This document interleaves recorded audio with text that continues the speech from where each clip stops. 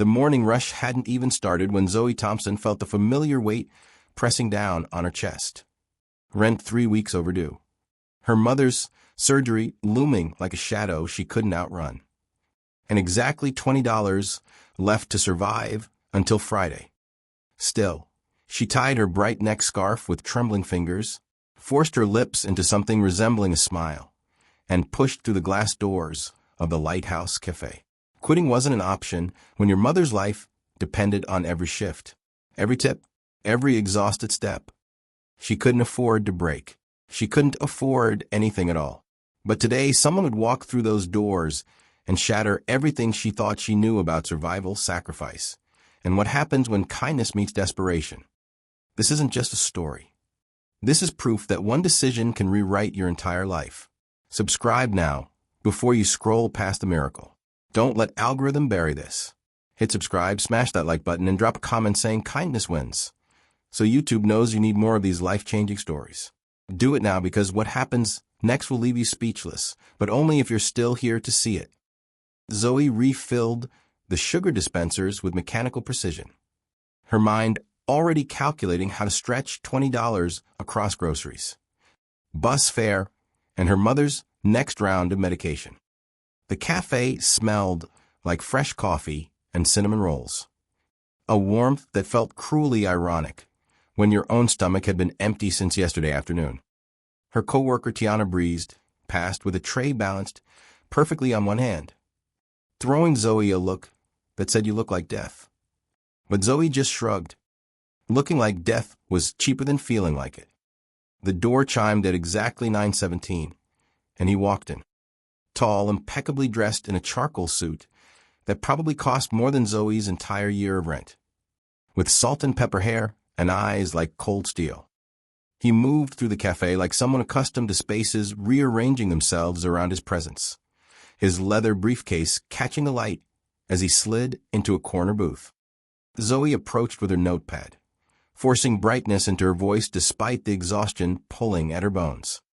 He barely looked at her when he ordered black coffee, the salmon Benedict, extra hollandaise. His tone wasn't warm, wasn't even polite really, just efficient and clipped like she was a transaction rather than a person. Zoe had served 1,000 men like him, people who looked through waitresses like they were part of the furniture. She wrote down his order without comment, years of practice keeping her face neutral even when her pride stung. When she returned with his meal, perfectly plated by Marcus, who always made sure Zoe's tables got extra care, the man was on his phone, jaw tight, with barely contained frustration. She set the plate down gently, refilled his coffee, and turned to leave when his voice stopped her. "The check, please." She printed it quickly, sliding the leather folder onto his table. He pulled out a black credit card without looking up, still muttering something sharp into his phone about quarterly projections and board expectations. Zoe ran the card through the old machine at the register, watching the screen with the detached patience of someone who'd done this 10,000 times. Declined. She blinked, ran it again. The machine beeped its rejection a second time, louder somehow, like it wanted the whole cafe to hear. Zoe's stomach twisted. She glanced back at the man who had finally ended his call and was staring at her with an expression she couldn't quite read. Embarrassment mixed with something deeper, something that looked almost like defeat. "It's not going through," she said quietly, walking back to his table and keeping her voice low enough that the other customers wouldn't hear. His jaw tightened. "Try it again." She did. Same result. The man closed his eyes briefly, and in that moment, the polished veneer cracked just enough for Zoe to see what she'd missed before.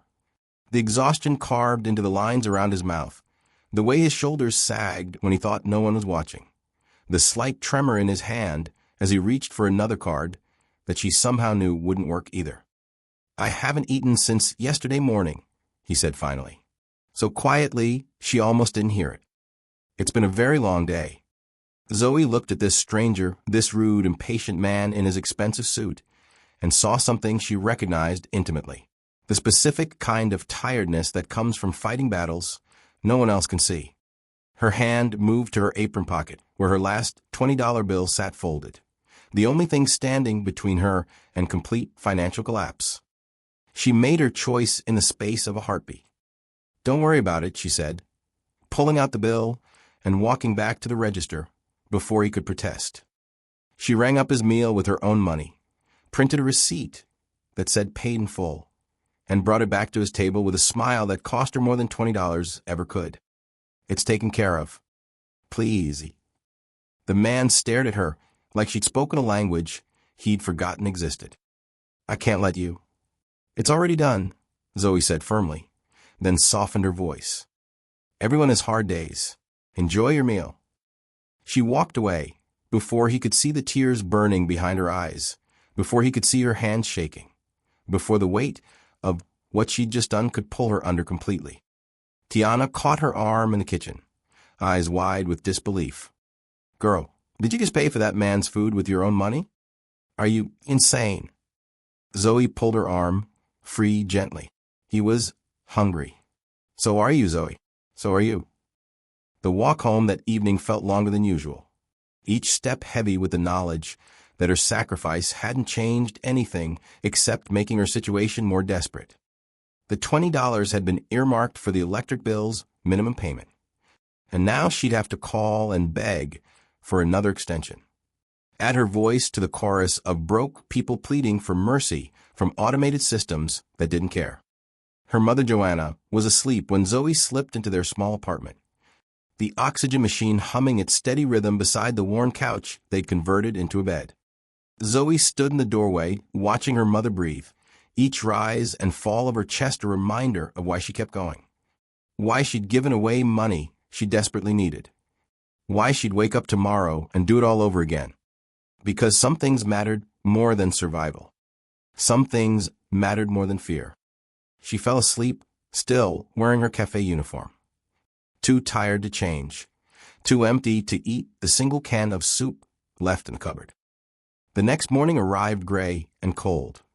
Chicago's November wind cutting through Zoe's thin jacket as she walked the 6 blocks to the Lighthouse Cafe.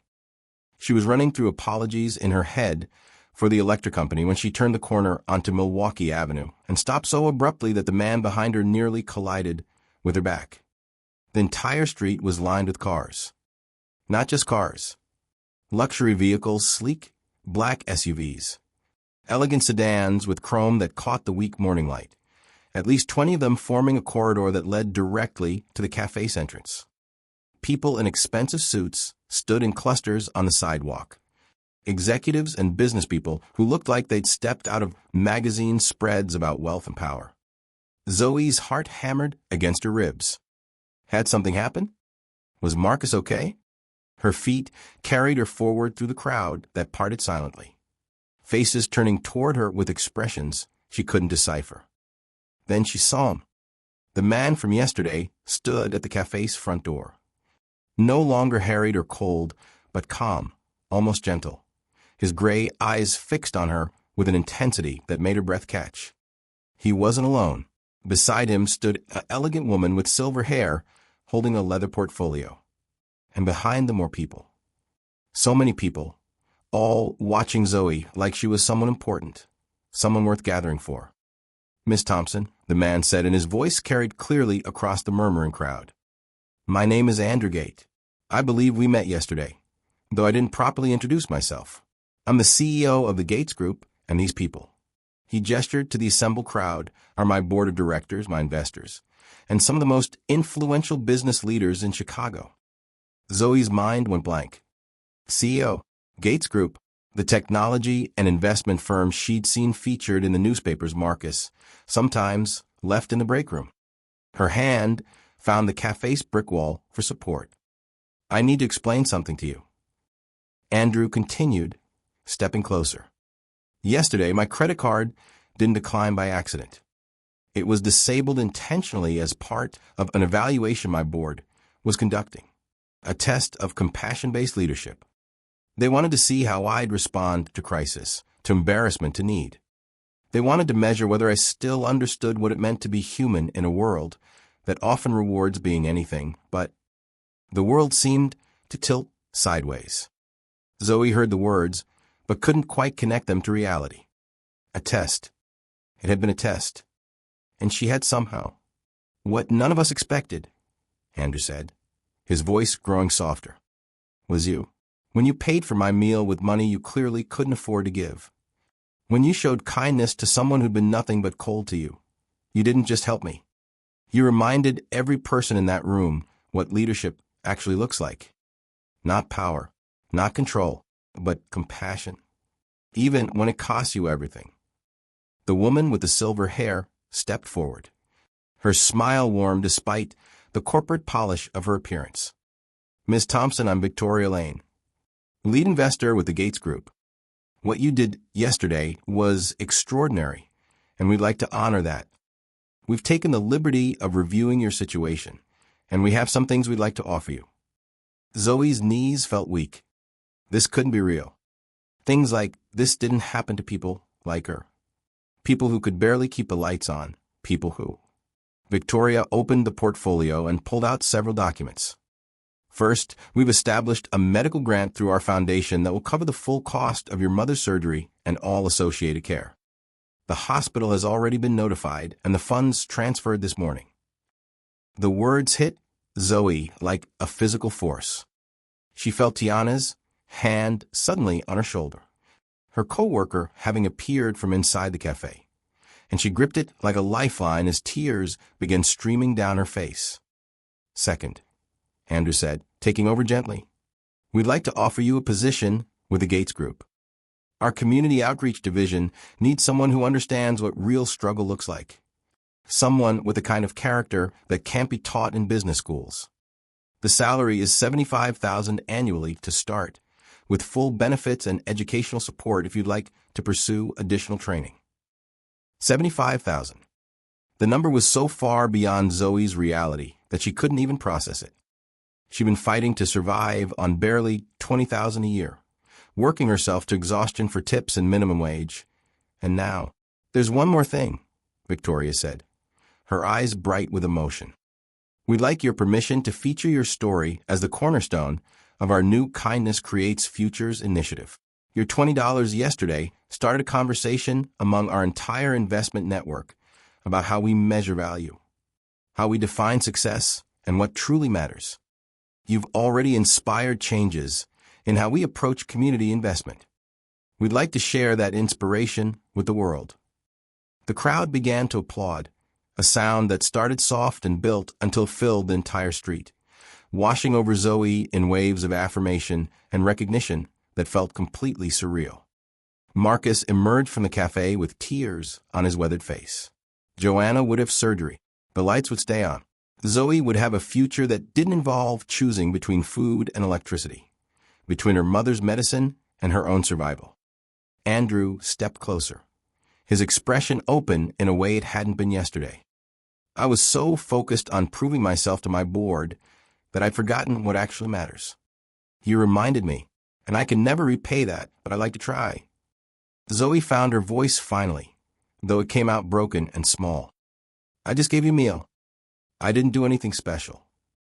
You gave me everything you had, Andrew said simply, when you had every reason not to. That's not just special, Miss Thompson.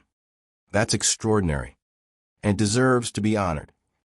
As the morning light broke through Chicago's gray clouds, Zoe stood surrounded by strangers who'd become witnesses to a miracle she still couldn't fully comprehend.